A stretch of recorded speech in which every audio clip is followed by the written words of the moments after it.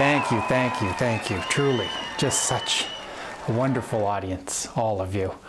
Well, we did it. We're here. And what a journey it has been. No, this isn't just the 8th UFC event. It's much bigger than that. And it's not the ultimate either.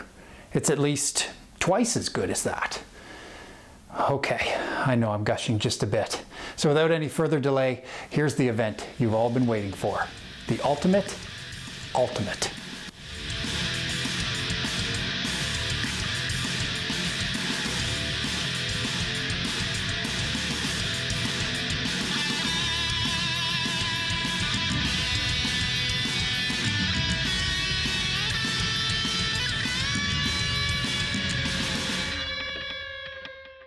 Welcome back to the channel. I am the J-Shot. This is a history of caged violence, and we are about to take a closer look at UFC 7.5, also known as the Ultimate. It seems after 2 years of non-stop trial and error and sometimes just making things up as they went, on December 16th, 1995, the UFC felt it was time for the Super Bowl of martial arts to have its own Super Bowl, I guess. The opening montage does a good job of two things. For one, it makes the UFC look like an exciting and certainly legitimate combat sport. And two, it downplays the hell out of Royce and the Gracies. That whole family was instrumental in the UFC's creation. Not to mention Royce won nearly half of all UFC events to date. Should we depict any of that? Nah, let's just show a shot of Keith Hackney hockey fighting him and call it a day. Hackney himself is back as one of the ultimate challengers. So are Tank Abbott, Dave Beneteau, and despite the opening package mentioning Pat Smith, an apparent injury kept this stylish singlet out of the octagon on this night. UFC 7 runner-up Paul the trap-fighting polar bear Varlins would step in instead. But remember, it's the ultimate, so we've got ultimate champions too. Previous winners Dan Severn, Oleg Taktarov, Marco Huas, and Steve Jenham are in the mix as well. We've returned to Colorado's Mammoth Gardens, site of UFC 2, to crown an Ultimate Fighting Championship Ultimate Champion. Hard to say without sounding like you have a speech impediment, but catchy just the same. Today, Junior? It's tough to say where they got their name, but perhaps it was from attending the second last major Pen Expo. Mammoth Gardens actually looks like an awesome place to watch an MMA card. Really reminds you of the Spike TV days. Bruce Beck returns to the broadcast booth, and he's all about the double talk. Twice as fast, twice as furious, twice as tough. Jeff Blotnick is here, and he's on his best behavior, not dropping any Harold Howard quotes this time around. He mentions that everyone involved has octagon experience, so they're prepared and they're incentivized too. $250,000 in the prize pool with $150 grand to the winner. Don the Dragon Wilson is back, but before he even appears on camera, we're treated to this. He's got a new tape out there, Night Hunter. It's coming out soon. It's where a vampire and a dragon fight. The Dragon says people are constantly asking him if it's real. The UFC, that is, not Night Hunter, which certainly looks real. Real great. Big John McCarthy will preside over the action in the octagon. Richard Istrico will serve as chief medical advisor and intense starer. And is that? It is! Art freaking Davey, looking sharp, my dude. The man who co-created the UFC and two-time Hall of Famer was serving as IFC commissioner, sanctioning the event.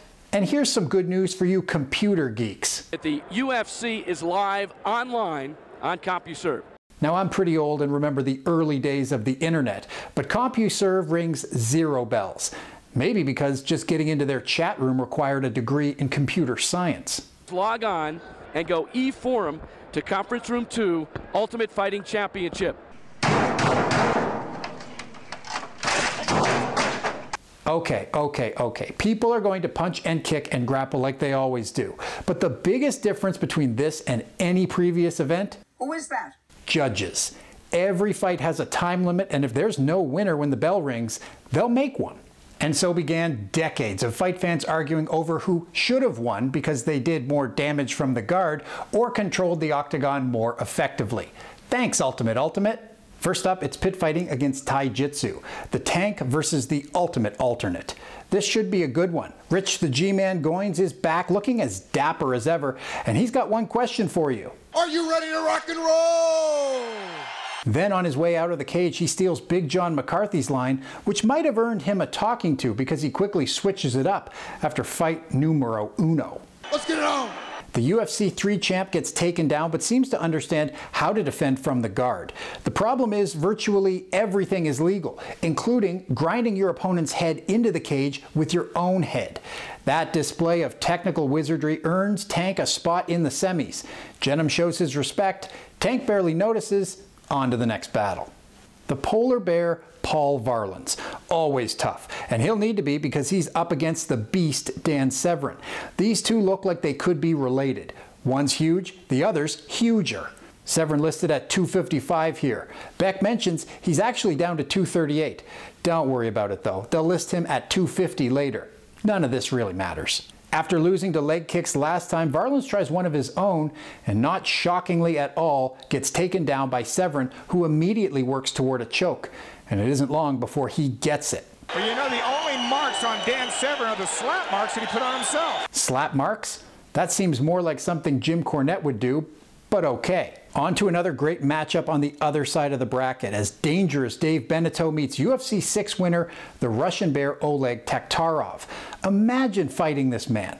I mean, just look at those eyes. Sure, they're baby blue, but behind them is a fully programmed Soviet cyborg ready to take on any and all of Mother Russia's enemies. It's Canada versus Russia, but this time there's no hockey sticks, helmets, skates, and there's no need to drop the gloves as neither of them are wearing any. Don't worry, comment section, I know Dave's hands are wrapped. Thank you in advance.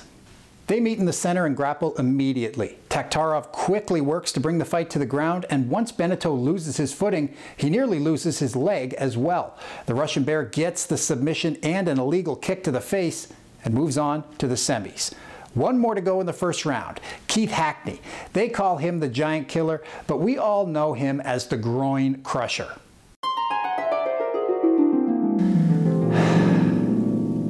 Sorry, sometimes I get distracted watching that clip. It's just so beautiful.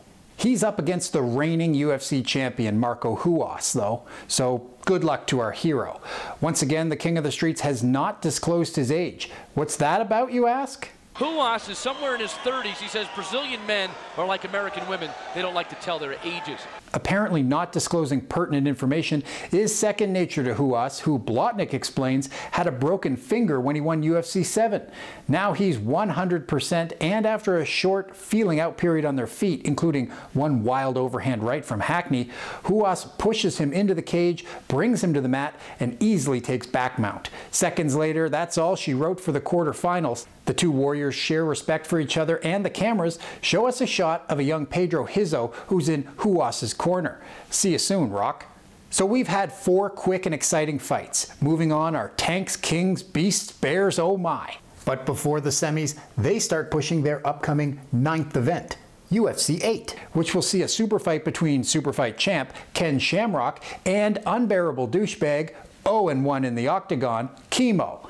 He says he's ready to return to the octagon, jokes about having less hair for Shammy to pull on, and that he's been training hard and even competing in similar events to prepare. Except you wear little gloves and basically the same rules, which is no rules. Okay, he's out of here and we are back to business. The only non-champ to make it through the quarters, Tank Abbott, and UFC 5 champ Dan Severn are up first. The pride of Coldwater, Michigan is as well known for his wrestling prowess as he is for that sweet mustache. And let's not forget that Tank is a highly skilled fighter as well. So it is pit fighting, whatever that is, against wrestling. It goes just as expected. Tank tries to land some power shots and Severn tries to take it to the ground. The mustachioed man is successful in his game plan, and even though he throws elbows, punches, and slaps, he can't finish the walking refrigerator he's up against, and after 18 minutes the bell rings and we get our first ever judge's decision. It's unanimous in Severn's favor, who dominated Abbott from start to finish. What do you expect from a guy who trains at Grand Canyon University, which has an interesting idea of what an education is? The only program in America, martial arts, degree, either as a major or a minor. Aw, poor Tank. He doesn't like being a woozer. He pieces out of the cage before the beast's paw is lifted in victory like the sore loser he is, and we're on to the second semi, with the champs from UFC 6 and 7 set to duke it out. Blotnick says he expects the bout to be a chess match, and the Dragon picks up on how both fighters employ fakes and feints to try to throw each other off their rhythm. They feel each other out and grapple against the cage before Taktarov once again tries to attack a leg and bring the fight to the ground. He later pulls himself up by grabbing the cage and then has his already battered face checked for cuts at the midpoint of the fight. They stay standing for the rest of the fight, exchanging shots with no real power punches to speak of, but the judges found the Russian Bear to be the aggressor, and all three vote him the winner. So we're set for a rematch of the UFC 5 semifinals, Severin and Taktarov. Those fellas are the last two to take on Superfight champ Ken Shamrock, so let's have a chat with him, shall we?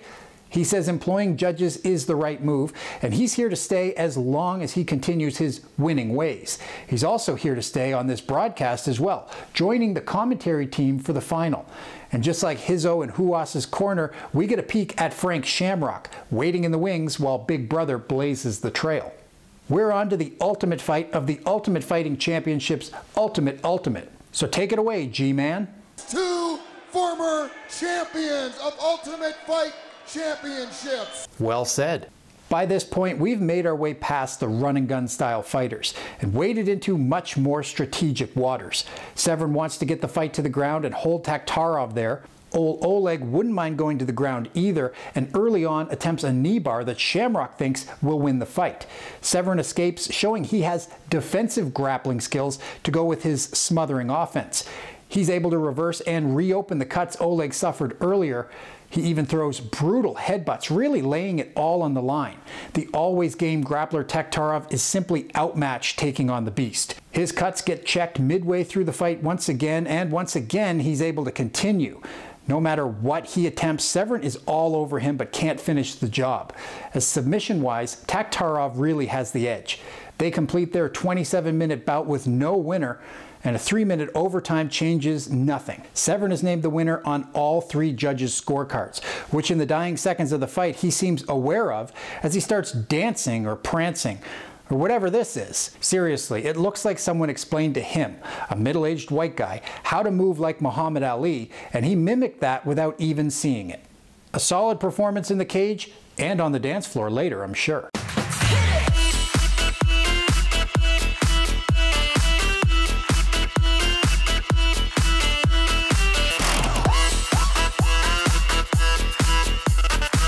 So there you have it, the Ultimate. Yes, it's a funny title, but you can't argue with the star power. 4 former champions and 4 tough-as-nails challengers.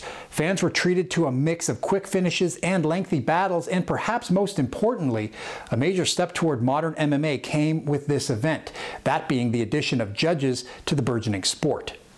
Once again, it's a fun trip down memory lane watching this one. You really get to see the sport during its evolution, but at a time when some progress has already been made. Fighters with no business being in the octagon are octagon, and what's left are some truly tough individuals with well-rounded skills. Do me a favor, like this video and subscribe if you haven't already so you'll know when the next episode of A History of Caged Violence is out. And I will see you then. All the best.